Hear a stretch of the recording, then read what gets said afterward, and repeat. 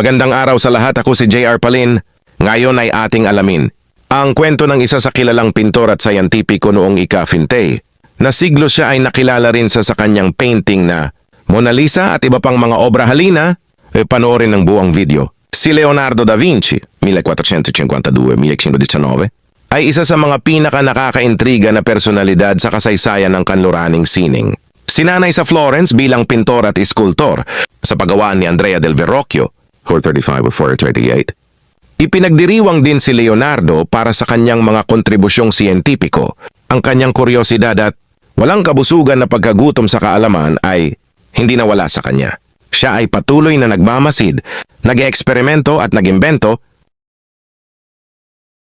isang kasangkapan para sa pagtatala ng kanyang pagsisiyasat sa kalikasan. Bagamat kakaunti ang natapos na mga gawa ni Leonardo, nag-iwan siya ng malaking grupo ng mga